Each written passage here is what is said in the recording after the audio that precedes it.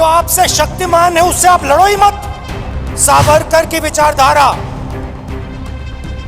अगर जो आपके सामने आपसे तगड़ा है, मजबूत है, तो उसके सामने अपना सिर झुका दो, मत्था टेक दो। हम है सत्याग्राही, वो है सत्ताग्राही। नरेंद्र मोदी जी अदानी जी के हवाई जहाज में रिलैक्स करते हुए दिख रहे हैं, तो मैंने पूछा भैया बता दीजिए रिश्ता क्या है। स्टेट बैंक $1 बिलियन का लोन दे रहा है। अदानी जी के बारे में हिंदुस्तान के पार्लियामेंट हाउस में सवाल नहीं पूछा जा सकता है। आजादी की लड़ाई भी ईस्ट इंडिया कंपनी के खिलाफ हुई थी, वो भी एक कंपनी थी। तपस्या बंद नहीं होनी चाहिए। फिर हम वैली में घुसे।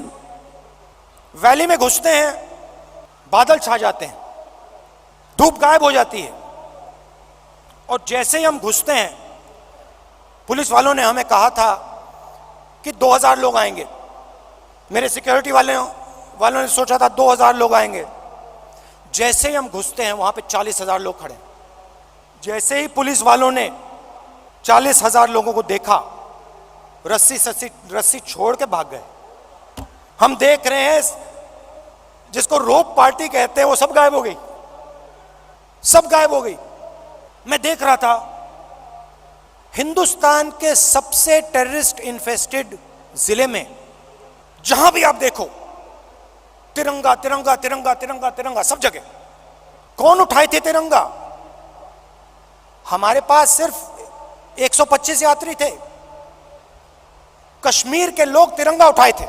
एक ने नहीं उठाया था, हजारों ने उठा रखा था। और यही कहानी पूरे कश्मीर में, अनंतनाग, पुलवामा, जिसको टेररिस्ट इन्फेक्टेड डिस्ट्रिक्ट कहा जाता है, हर डिस्ट्रिक्ट में पहाड़ों पे, सड़क पे, आगे पीछे तिरंगा। किसके हाथ में? कश्मीरी युवाओं के हाथ में। सीआरपीएफ के लोग मुझसे कह रहे भैया ये तो हमने कभी जिंदगी में नहीं देखा, ये क्या हो गया। फिर मैं आया, पार्लियामेंट में मैंने प्रधानमंत्री जी का भाषण सुना। कहते हैं कि मैंने भी जाके लाल चौक में तिरंगा फहराया था। मैं सुन रहा था, मैंने सोचा देखिए, हिंदुस्तान के प्रधानमंत्री को बात समझ नहीं आई, बात समझ नहीं आई। नरेंद्र मोदी जी ने बीजेपी के 15-20 लोगों के साथ जाकर लाल चौक पे तिरंगा फहराया। भारत जोड़ो यात्रा ने लाखों कश्मीरी युवाओं के हाथ से तिरंगा फहराया। प्रधानमंत्री को फर्क नहीं समझ आया। हमने हिंदुस्तान की भावना, इस झंडे की भावना जम्मू कश्मीर के युवाओं के अंदर डाल दी। आपने अपने झंडे की भावना जम्मू कश्मीर के युवाओं से छीन ली। यह फर्क है हम में और आप में। यह जो झंडा है, यह जो तिरंगा है, यह दिल की भावना है, यह दिल के अंदर से आती है।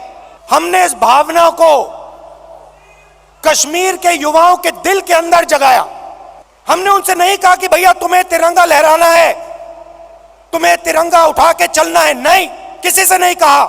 अपने आप आए, हजारों लाखों आए और अपने हाथ में तिरंगा उठा के चले। क्यों चले? मैं आपको बताता हूं। कश्मीरी युवा ने मुझे कहा, मुझे कहता है राहुल जी आज मैं आपके साथ तिरंगा लिए चल रहा हूं। जानते हो क्यों? मैंने कहा क्यों? कहते क्योंकि आपने हम पर और मुझ पर भरोसा किया है। आपने अपना दिल हमारे लिए खोला है और हम अपना दिल आपके लिए खोलेंगे। यह फर्क है। हिंदुस्तान एक भावना है, एक सोचने का तरीका है, इज्जत है, आदर है, मोहब्बत है। और ये जो झंडा है, जो तिरंगा है, इसका इस भावना का ये चिन्ह है। और भारत जोड़ो यात्रा ने इस भावना को पूरे देश में फैलाया है। और यह काम राहुल गांधी ने नहीं किया है, यह काम कांग्रेस के कार्यकर्ता ने किया है, कांग्रेस के नेताओं ने किया है, हिंदुस्तान की जनता ने किया है। अब देखिए, सरकार की सोच के बारे में आज आपको बताना चाहता हूं। कुछ दिन पहले इंटरव्यू में एक मंत्री ने कहा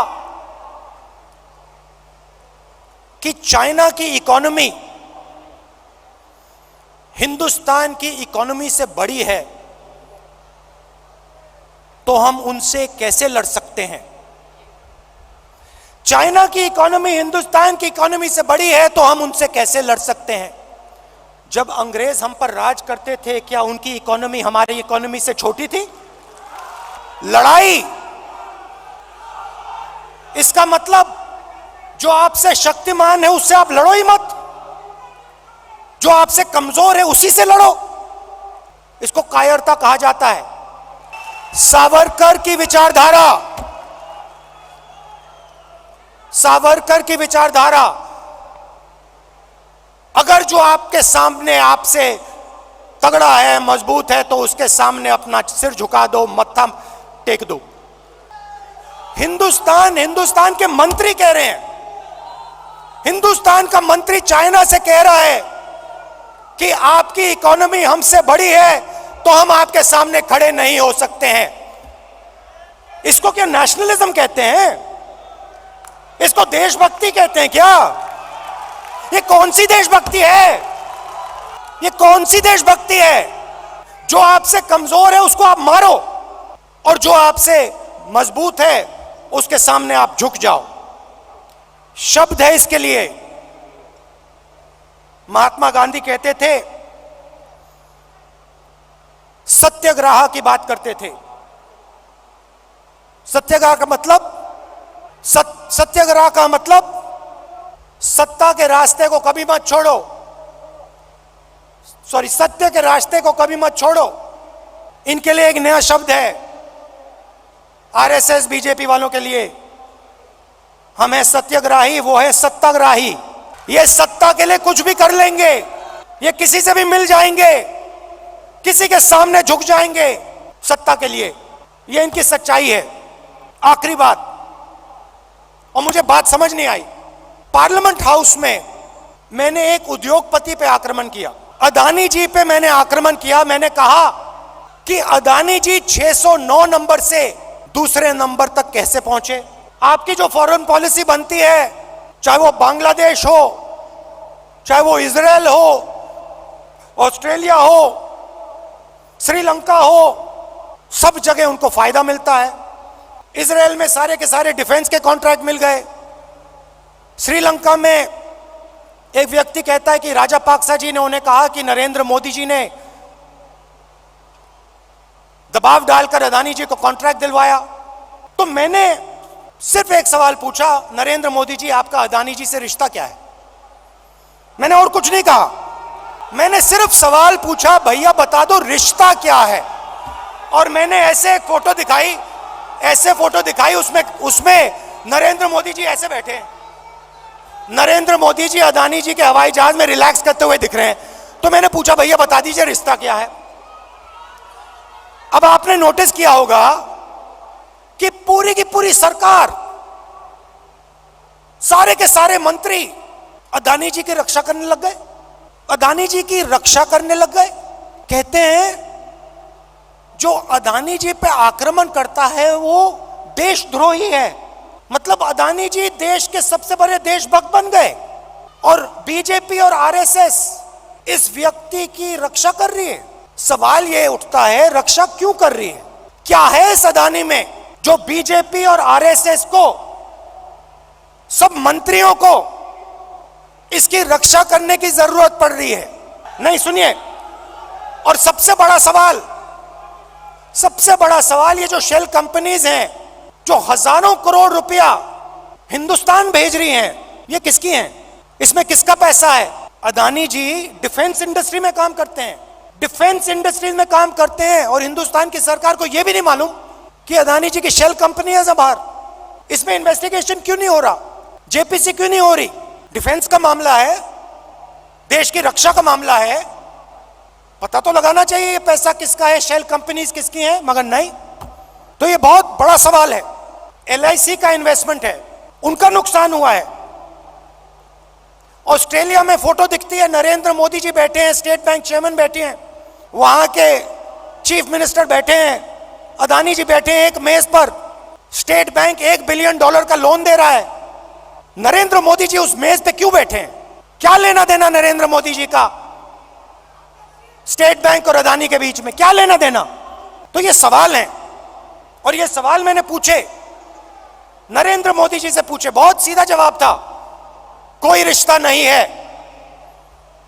सिंपल सा जवाब था। हमने पूछा रिश्ता क्या है? नरेंद्र मोदी जी कह सकते थे कोई रिश्ता नहीं, मगर रिश्ता है, रिश्ता है।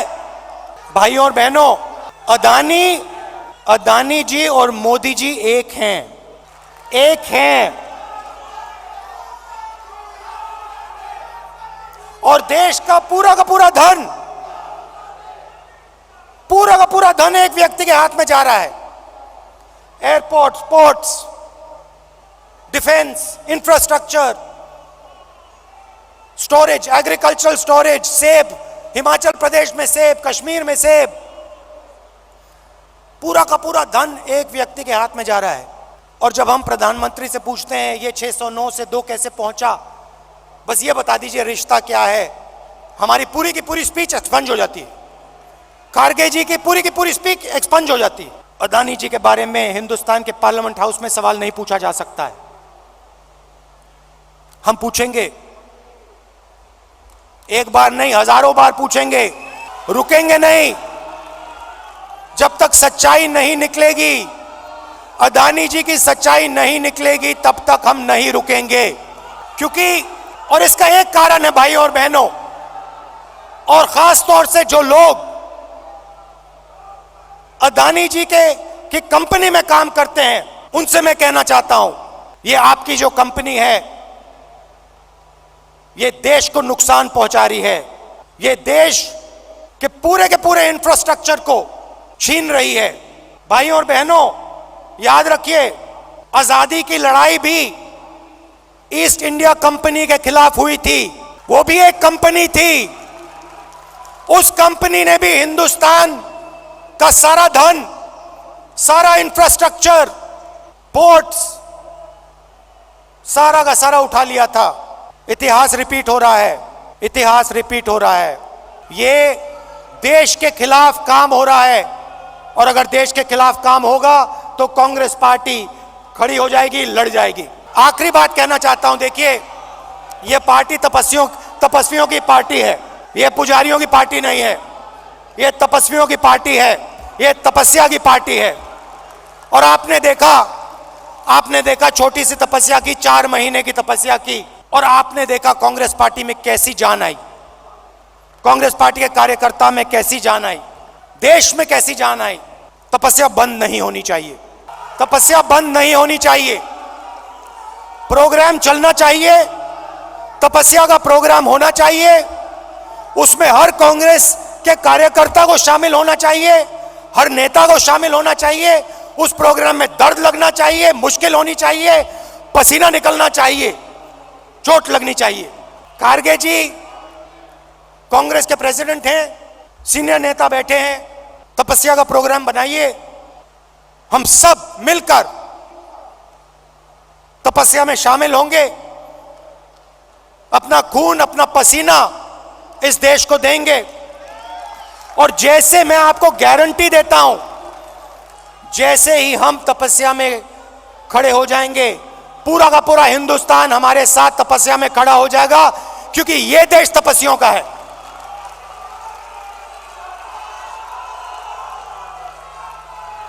तो प्रोग्राम बनाइए, खारगे जी प्रोग्राम बनाइए, आपकी पूरी की पूरी टीम, जिसमें मैं शामिल हूं, कांग्रेस के सब नेता शामिल हैं, हर एक कार्यकर्ता शामिल है, देश की जनता शामिल है। उस प्रोग्राम को हम चलाएंगे, तपस्या करेंगे, अपना खून पसीना देंगे। बहुत बहुत धन्यवाद। जय हिंद, नमस्कार।